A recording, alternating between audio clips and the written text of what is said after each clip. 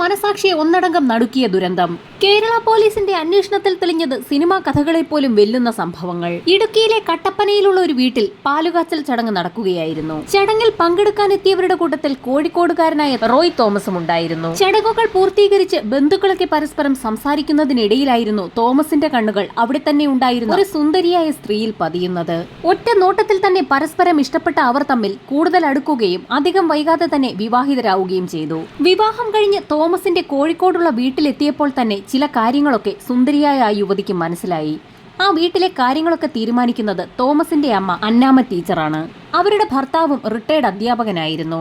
നാട്ടിൽ നടക്കുന്ന പ്രധാനപ്പെട്ട ചടങ്ങുകൾക്കൊക്കെ ചുക്കാൻ പിടിക്കുന്ന ഒരു വ്യക്തി കൂടിയായിരുന്നു അന്നാമ്മ ടീച്ചർ. പ്രീ ഡിഗ്രിക്ക് അപ്പുറത്തേക്ക് പഠിച്ചിട്ടില്ലാത്ത ആ യുവതി തോമസിനോടും അയാളുടെ വീട്ടുകാരോടും പറഞ്ഞിരുന്നത് താൻ എംകോം പാസ്സായിട്ടുണ്ട് എന്നായിരുന്നു. തങ്ങളുടെ മരുമകൾ ഒരു എംകോംകാരിയാണെന്ന് വളരെ അഭിമാനത്തോടു കൂടിയായിരുന്നു അന്നാമ്മ ടീച്ചറും അവരുടെ ഭർത്താവും നാട്ടുകാരോടൊക്കെ പറഞ്ഞുകൊണ്ടിരുന്നത്. എന്നാൽ നാളുകൾ കഴിഞ്ഞിട്ടും എംകോംകാരിയായ തങ്ങളുടെ മരുമകൾക്ക് എന്തുകൊണ്ടാണ് ഒരു ജോലി കിട്ടാത്തതെന്നുള്ള സംശയം സ്വാഭാവികമായും അന്നാമ്മ ടീച്ചർക്കുണ്ടായി. അവരാ കാര്യം മരുമകളോട് ചോദിക്കുകയും ചെയ്തു. ആ ചോദ്യം സ്ഥിരമായപ്പോൾ ഒരു ജോലി സംഘടിപ്പിക്കാൻ തന്നെ അവൾ തീരുമാനിച്ചു. തന്റെ ഭർത്താവും കുടുംബവും കരുതുന്നത് പോലെ ഒരു ജോലി എന്തായാലും തനിക്ക് കിട്ടില്ല എന്നുള്ളത് അവൾക്ക് ഉറപ്പായിരുന്നു. എന്തായാലും വീട്ടുകാരുടെ വായടപ്പിക്കുന്നതിനായി ചില തീരുമാനങ്ങളൊക്കെ ആ മരുമകൾ എടുത്തു. ഒരു സുപ്രഭാതത്തിൽ ഭർത്താവിനോടും കുടുംബത്തിനോടും തനിക്ക് കോഴിക്കോട് NIITയിൽ ഒരു ജോലി കിട്ടിയെന്നും അതൊരു ലെക്ചറർ പോസ്റ്റ് ആണെന്നും വ്യക്തമാക്കി. NIITയിൽ ലെക്ചററായി മരുമകൾക്കൊരു ജോലി കിട്ടിയ വാർത്ത തെല്ലൊന്നുമല്ല ആ വീട്ടുകാരെ സന്തോഷിപ്പിച്ചത്. മരുമകൾക്ക് ജോലി കിട്ടിയ കാര്യം ആ വീട്ടുകാർ ബന്ധുക്കളെയും നാട്ടുകാരെയും ഒക്കെ അറിയിച്ചു. എല്ലാ ദിവസവും അതിരാവിലെ അമ്മായിയമ്മയോട് യാത്ര പറഞ്ഞിറങ്ങുന്ന ജോളി കോഴിക്കോട് NIITക്ക് മുൻപിൽ ബസ് ഇറങ്ങും. ആദ്യഘട്ടമായി ജോളി അതിനായി ഒരു വ്യാജ ID കാർഡ് ഉണ്ടാക്കി. ID കാർഡുമായി NIITയുടെ ഗേറ്റ് കടന്നു പോകുന്ന ജോളിയെ സെക്യൂരിറ്റിക്കാർ പ്രത്യേകിച്ച് സംശയിച്ചതുമില്ല. ഗേറ്റ് കടക്കുന്ന അവൾ നേരെ പോകുന്നത് അവിടുത്തെ ക്യാൻറ്റീനിലേക്കാണ്.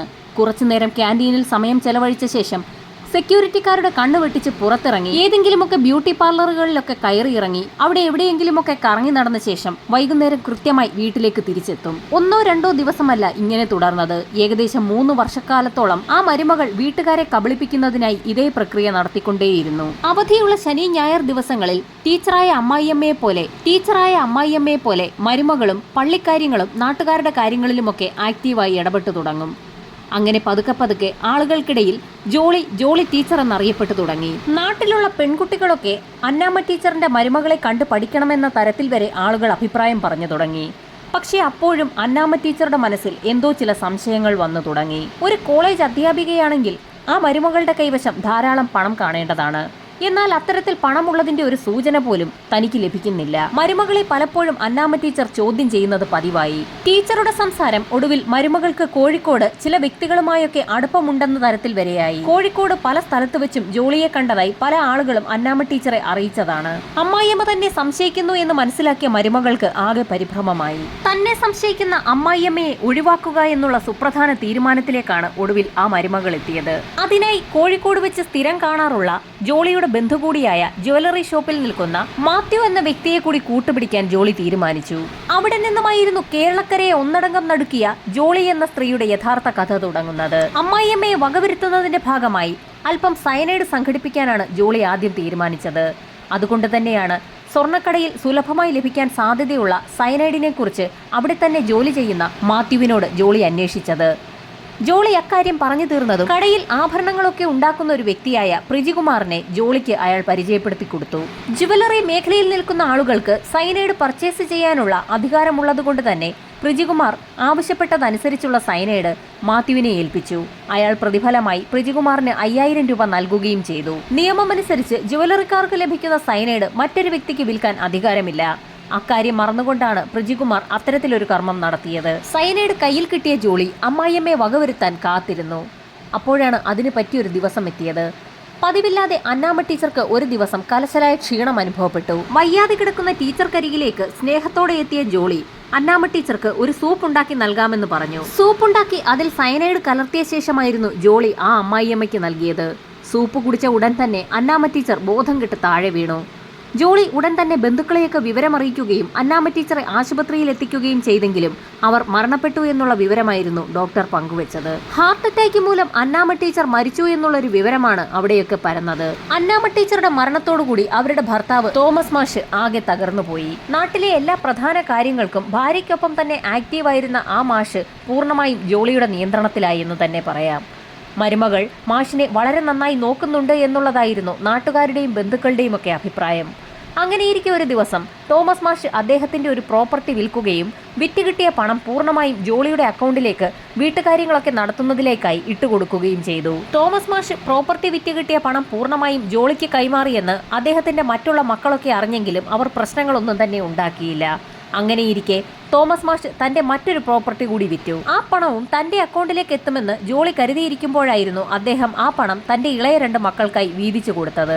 ആ വിവരം ഒരു ഞെട്ടലോടുകൂടി അറിഞ്ഞ ജോളി അവിടെ നിന്നും പുതിയ കരുക്കൾ നീക്കി തുടങ്ങി. എല്ലാ സ്വത്തുക്കളും പൂർണ്ണമായും താൻ ഒരാളുടെ അധീനതയിലേക്ക് എത്തണമെന്ന് മോഹിച്ച ജോളിക്ക് അമ്മായിയച്ഛൻ സ്വത്തുക്കൾ 3 മക്കൾക്കുമായി ഭാഗം ചെയ്തു കൊടുക്കുന്നത് തീർത്തും സഹിക്കാൻ പറ്റാത്ത കാര്യമായിരുന്നു. അങ്ങനെ വീണ്ടും ജോളി പഴയ തീരുമാനമെടുത്തു. തീരുമാനത്തിന്റെ ഭാഗമായി വീണ്ടും മാത്യുവിനെ കാണുകയും മാത്യു വഴി പ്രിജിയിൽ നിന്നും സൈനൈഡ് സംഘടിപ്പിച്ച ശേഷം അത് ഭക്ഷണത്തിൽ കലർത്തിയ ജോളി തോമസ് മാഷിന് നൽകുകയും ചെയ്തു. ഭക്ഷണം കഴിഞ്ഞ് ഏതാനും നിമിഷങ്ങൾക്കകം തന്നെ തോമസ് മാഷ് കുഴഞ്ഞു വീണു. വിവരമറിഞ്ഞ് നാട്ടുകാരും ബന്ധുക്കളും ഒക്കെ ഓടിയെത്തിയപ്പോൾ അസ്വാഭാവികമായി ഒന്നും തന്നെ തോന്നിയില്ല. യഥാർത്ഥത്തിൽ മഷ്റൂം ക്യാപ്സ്യൂൾ കഴിച്ചാണ് തോമസ് മാഷ് മരണപ്പെട്ടിരിക്കുന്നത്. അങ്ങനെ ഒരു ക്യാപ്സ്യൂൾ കഴിക്കുന്ന ശീലം അദ്ദേഹത്തിനുണ്ടായിരുന്നു. ആ ക്യാപ്സ്യൂളിനുള്ളിൽ ആരും അറിയാതെ ജോളി സയനൈഡ് ചേർത്തിരുന്നു. അതാണ് യഥാർത്ഥത്തിൽ മാഷിന്റെ ജീവൻ എടുത്തത്. മാഷിന്റെ മരണം ആർക്കും സംശയം തോന്നാത്തതുകൊണ്ട് അത് വലിയ ചർച്ചയൊന്നുമായില്ല. അങ്ങനെ മാഷിന്റെ മരണാനന്തര ചടങ്ങുകൾക്ക് ശേഷം ഏതാനും ദിവസങ്ങൾ കഴിഞ്ഞ് ജോളി വീണ്ടും പഴയതുപോലെ ജോലിക്ക് പോയി തുടങ്ങി. പിന്നീടുള്ള ഓരോ ദിവസവും പൊന്നാമറ്റം വീടും അതിനോട് ചേർന്നുള്ള പ്രോപ്പർട്ടികളും എങ്ങനെ സ്വന്തമാക്കാമെന്നുള്ള ഒരേ ഒരു ചിന്ത മാത്രമായിരുന്നു ജോളിക്കുണ്ടായിരുന്നത്. മാഷും ടീച്ചറും മരിക്കുന്നതിന് മുൻപ് സ്വത്തുക്കൾ മക്കൾക്ക് എഴുതി വെച്ചിട്ടില്ലായിരുന്നു. അതുകൊണ്ട് തന്നെ സ്വാഭാവികമായും ആ വീടിനെക്കുറിച്ചും മറ്റ് പ്രോപ്പർട്ടികളെക്കുറിച്ചുമൊക്കെ ജോളി ഭർത്താവ് റോയ് തോമസിനോട് സംസാരിച്ചു തുടങ്ങി. സ്വത്തുക്കളെല്ലാം റോയിയുടെ പേരിലേക്ക് മാത്രമായി മാറ്റണമെന്നുള്ള ജോളിയുടെ ആവശ്യത്തെ ആദ്യമൊക്കെ അയാൾ എതിർത്തു. അനുജനും അനുജത്തിക്കും കൂടി സ്വത്തുക്കൾ വീതം വെച്ച് നൽകണമെന്നുള്ള പക്ഷമായിരുന്നു റോയ് തോമസിനുള്ളത്. അച്ഛന്റെയും അമ്മയുടെയും മരണശേഷം റോയ് തോമസ് പതുക്കെ ഒരു മദ്യപാനിയായി മാറിക്കഴിഞ്ഞിരുന്നു. പിന്നീട് ആ വീട്ടിൽ നടക്കുന്ന പല കാര്യങ്ങൾ പോലും അയാൾ ശ്രദ്ധിക്കാതെയായി. റോയ് തനിക്കൊരു ബുദ്ധിമുട്ടാകുമെന്ന് മനസ്സിലാക്കിയ ജോളി അങ്ങനെ ഒരു തീരുമാനമെടുത്തു. ആ തീരുമാനത്തിന് ഫലം കാണുന്നത് ഏതാനും ദിവസങ്ങൾക്ക് ശേഷമാണ്. ഒരു ദിവസം ജോളിയുടെ ഉറക്കെയുള്ള നിലവിളി ശബ്ദം കേട്ടുകൊണ്ട് നാട്ടുകാരവിടേക്ക് ഓടിയെത്തുകയായിരുന്നു. ബാത്റൂമിലേക്ക് കയറിയ റോയ് എത്ര തട്ടി വിളിച്ചിട്ടും വാതിൽ തുറക്കുന്നില്ല എന്ന് പറഞ്ഞുകൊണ്ടായിരുന്നു ജോളി ഉറക്കെ നിലവിളിച്ചുകൊണ്ടിരുന്നത്. നാട്ടുകാരും തട്ടി വിളിച്ചിട്ട് റോയ് വാതിൽ തുറക്കാതെ വന്നതോടുകൂടി ചില ആളുകൾ ചേർന്ന് വാതിൽ തള്ളി തുറന്നു. അബോധാവസ്ഥയിൽ കിടക്കുന്ന റോയിയെയാണ് അവർ കണ്ടത്. അയാളെ എത്രയും വേഗം ഹോസ്പിറ്റലിൽ എത്തിച്ചെങ്കിൽ പോലും റോയി ഹാർട്ട് അറ്റാക്ക് മൂലം മരണപ്പെട്ടു എന്നുള്ള റിപ്പോർട്ടായിരുന്നു ഡോക്ടർമാർ കൈമാറിയത്. തന്റെ ഭർത്താവ് റോയിയുടെ മരണത്തിൽ ആകെ തകർന്നു നിൽക്കുന്ന ജോളിയെ വളരെ പണിപ്പെട്ടായിരുന്നു ബന്ധുക്കളൊക്കെ ആശ്വസിപ്പിച്ചത്.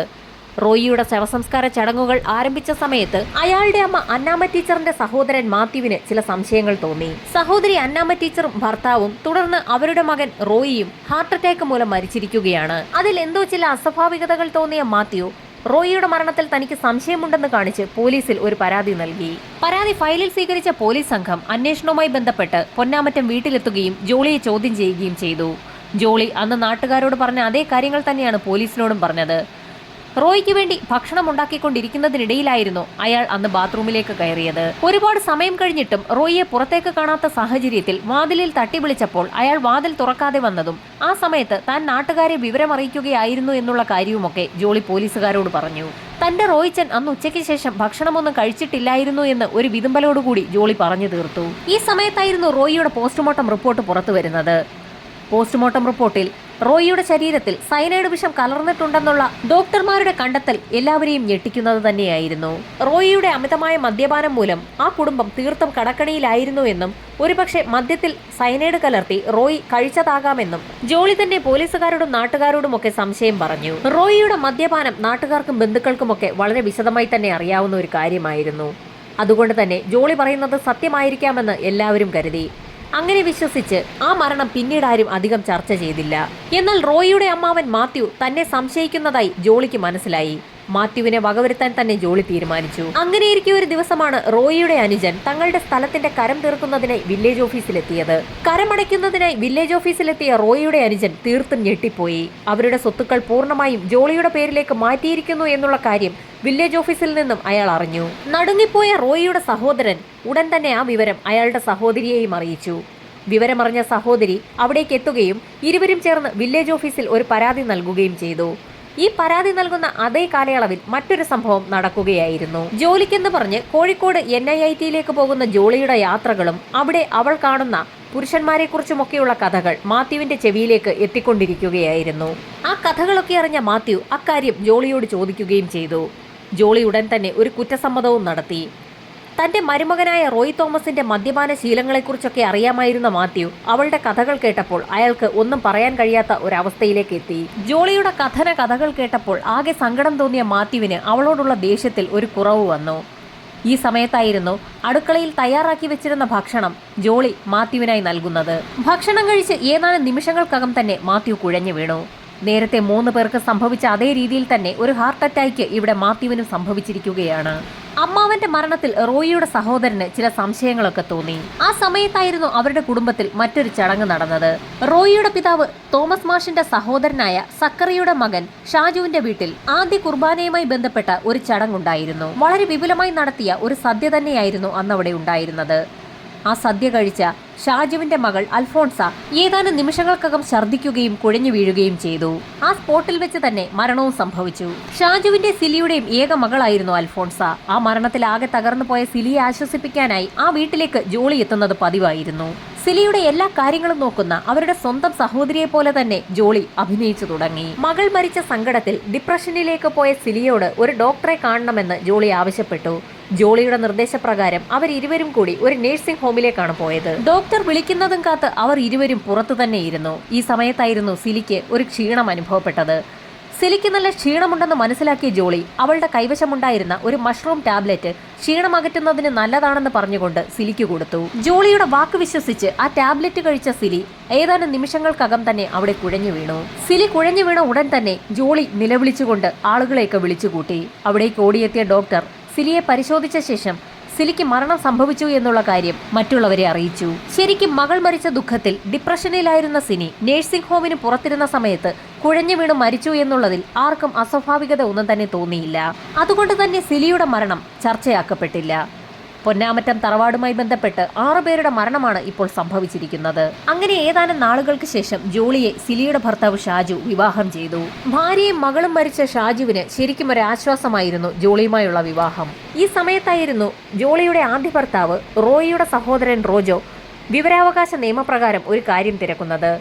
റോയിയുടെ മരണവുമായി ബന്ധപ്പെട്ടുള്ള പോസ്റ്റ്മോർട്ടം റിപ്പോർട്ട് ഒന്ന് കാണണമെന്നുള്ളത് വളരെ നാളുകൊണ്ട് അയാൾ അന്വേഷിക്കുന്ന കാര്യമാണ്. ആ റിപ്പോർട്ട് നൽകുന്നതിന് ജോളി വിസമ്മതിച്ച കാരണം കൊണ്ടായിരുന്നു വിവരാവകാശ നിയമപ്രകാരം റോജോ ആ റിപ്പോർട്ട് സംഘടിപ്പിക്കുന്നതിന് തീരുമാനിച്ചത്. ഒടുവിൽ വിവരാവകാശ നിയമപ്രകാരം റോജോയുടെ കൈകളിലേക്ക് ആ റിപ്പോർട്ട് ലഭ്യമായി. ആ റിപ്പോർട്ടിലൂടെ കടന്നുപോയ റോജോയ്ക്ക് പെട്ടെന്നാണ് ഒരു സംശയം തോന്നിയത്. റോയിയുടെ മരണം സംഭവിച്ച ദിവസത്തെ എല്ലാ കാര്യങ്ങളും അന്ന് ജോളി അവരോടൊക്കെ വിശദമായി തന്നെ പറഞ്ഞിരുന്നതാണ്. അവർ പറഞ്ഞ ഒരു കാര്യം അന്ന് റോജോ പ്രത്യേകം ശ്രദ്ധിച്ചിരുന്നു. അന്നേ ദിവസം റോയി ഒരാഹാരവും കഴിച്ചിരുന്നില്ല എന്ന് ജോളി അവിടെ കൂടിയ ആളുകളോടൊക്കെ പറഞ്ഞിരുന്നു. എന്നാൽ പോസ്റ്റ്മോർട്ടം റിപ്പോർട്ട് അനുസരിച്ച് മരണപ്പെടുന്നതിന് ഏതാനും നിമിഷങ്ങൾക്ക് മുൻപ് തന്നെ റോയി ഭക്ഷണം കഴിച്ചിട്ടുണ്ട്. ആ വിവരം മനസ്സിലാക്കിയ റോജോ ഉടൻ തന്നെ ആ വിവരം അവരുടെ സഹോദരിയെയും അറിയിച്ചു. അപ്പോഴാണ് ആ സഹോദരങ്ങൾ മറ്റൊരു കാര്യം ശ്രദ്ധിക്കുന്നത്. അവരുടെ അമ്മ അന്നമ്മ ടീച്ചർ, അച്ഛൻ തോമസ് മാഷ്, സഹോദരൻ റോയി, അമ്മാവൻ മാത്യു, അവരുടെ ഇളയപ്പന്റെ മകൾ അൽഫോൺസ, ആ കുട്ടിയുടെ അമ്മ സിലി എന്നീ 6 പേർ മരണപ്പെടുമ്പോഴും അവരുടെ എല്ലാം അരികിൽ ആ സമയത്തുണ്ടായിരുന്ന ഒരേയൊരു വ്യക്തി ജോളിയാണ്. 6 മരണങ്ങൾ സംഭവിച്ച സമയത്ത് ജോളി തന്നെയായിരുന്നു ആളുകളെ വിളിച്ചു വരുത്തിയത്. റോജോയും സഹോദരിയും ഒരു പരാതി തയ്യാറാക്കി റൂറൽ SP-ക്ക് സമർപ്പിച്ചു. അവർ പറഞ്ഞ കാര്യങ്ങളൊക്കെ കേട്ടപ്പോൾ SP-ക്കും ചില സംശയങ്ങളൊക്കെ തോന്നി. ഒരു കുടുംബത്തിൽ ഹാർട്ട് അറ്റാക്ക് വന്ന് 6 പേർ മരിച്ചിരിക്കുകയാണ്. 6 പേരുടെയും മരണസമയത്ത് ആ സ്പോട്ടിലുണ്ടായിരുന്ന ഒരേയൊരു വ്യക്തി ജോളി മാത്രമാണ്. 6 മരണങ്ങളിലും സംശയം തോന്നിയ പോലീസ് സംഘം കല്ലറകളൊക്കെ വീണ്ടും തുറന്ന് ഒരു പരിശോധന നടത്താൻ തീരുമാനിച്ചു. സംശയത്തിന്റെ പേരിൽ റോയിയുടെ മൃതദേഹം മാത്രമായിരുന്നു അന്ന് പോസ്റ്റ്മോർട്ടം നടത്തിയിരുന്നത്. ബാക്കിയുള്ള 5 മൃതദേഹങ്ങളും കല്ലറകൾ തുറന്ന് പുറത്തെടുത്ത് പോസ്റ്റ്മോർട്ടം നടത്തി. കാലപ്പഴക്കം കൊണ്ട് എല്ലാ ബോഡികളും കറുത്ത് കരിക്കട്ട പോലെ ആയിരുന്നെങ്കിൽ പോലും പോസ്റ്റ്മോർട്ടം നടത്തിയതിൽ നിന്നും എല്ലാ ബോഡികളിൽ നിന്നും സയനൈഡിന്റെ അംശം കണ്ടെത്താൻ കഴിഞ്ഞു. 6 മൃതശരീരങ്ങളിലും സയനൈഡിന്റെ അംശം കണ്ടെത്തിയതോടുകൂടി സംശയിക്കപ്പെട്ട വ്യക്തിയായ ജോളിയിലേക്ക് തന്നെ പോലീസ് അന്വേഷണം കേന്ദ്രീകരിച്ചു. എല്ലാ ദിവസവും കൂടത്തായിയിൽ നിന്നും കോഴിക്കോട് NIIT വർക്ക് ചെയ്യുന്നതിനായി അവിടെ നിന്ന് പുറപ്പെടുന്ന ജോളി ടീച്ചർ യഥാർത്ഥത്തിൽ ഒരു ടീച്ചറല്ല, അവരവിടെ വർക്ക് ചെയ്യുന്നില്ല എന്നുള്ള വിവരമായിരുന്നു പോലീസ് അന്വേഷണത്തിൽ ആദ്യം തെളിഞ്ഞത്. അങ്ങനെയൊരു സ്റ്റാഫ് അവിടെ വർക്ക് ചെയ്യുന്നില്ല എന്ന് കോളേജ് അധികൃതർ വ്യക്തമാക്കി. അന്വേഷണം ഊർജിതമാക്കിയതിന് പിന്നാലെ ജോളിക്ക് സയനൈഡ് നൽകിയ മാത്യുവും പ്രിജികുമാറും അതിനു പുറമെ കള്ളപ്രമാണം ഉണ്ടാക്കുന്നതിന് കൂട്ടുനിന്ന ആളുകളുമൊക്കെ അറസ്റ്റിലായി. അന്നമ്മ ടീച്ചറെ കൊലപ്പെടുത്തുന്നതിന് വേണ്ടിയായിരുന്നു ആദ്യം പ്രിജികുമാറിന്റെ കയ്യിൽ നിന്നും സയനൈഡ് വാങ്ങി മാത്യു ജോളിക്ക് നൽകുന്നത്. എന്നാൽ രണ്ടാമത്തെ തവണ ജോളി വീണ്ടും സയനൈഡ് ആവശ്യപ്പെട്ടപ്പോൾ മാത്യു അത് പ്രിജികുമാറിനോട് ചോദിച്ചെങ്കിലും അയാൾ നൽകാൻ വിസമ്മതിച്ചു. അങ്ങനെയാണ് പ്രിജികുമാറും ജോളിയും തമ്മിൽ അടുപ്പത്തിലാകുന്നത്. അവർ തമ്മിൽ ഒരു അവിശുദ്ധ ബന്ധമുണ്ടായിരുന്നു എന്നുള്ള റിപ്പോർട്ടുകളാണ് പിന്നീട് പുറത്തു വന്നത്. ഇത്രയും കൊലപാതകങ്ങൾ നടത്തിയിട്ടും ജോളിയെ ആർക്കും സംശയം തോന്നിയില്ല. റോയിയുടെ പോസ്റ്റ്മോർട്ടം റിപ്പോർട്ട് വായിച്ചു നോക്കിയ സഹോദരൻ റോജോയ്ക്ക് സംശയം തോന്നാൻ തന്നെ കാരണം ജോളി അന്ന് നടന്ന സംഭവങ്ങൾ പറഞ്ഞതിന്റെ കൂട്ടത്തിൽ അനാവശ്യമായി പറഞ്ഞ ഒരു കാര്യമായിരുന്നു. അന്ന് റോയ് ഭക്ഷണമൊന്നും കഴിച്ചിട്ടില്ലായിരുന്നു എന്ന് ജോളി വെറുതെയൊന്ന് പറഞ്ഞതാണ് ഈ കേസിൽ നിർണായകമായ വഴിത്തിരിവായത്. കേസിൽ ഇപ്പോഴും കോടതിയിൽ വിചാരണ തുടരുകയാണ്.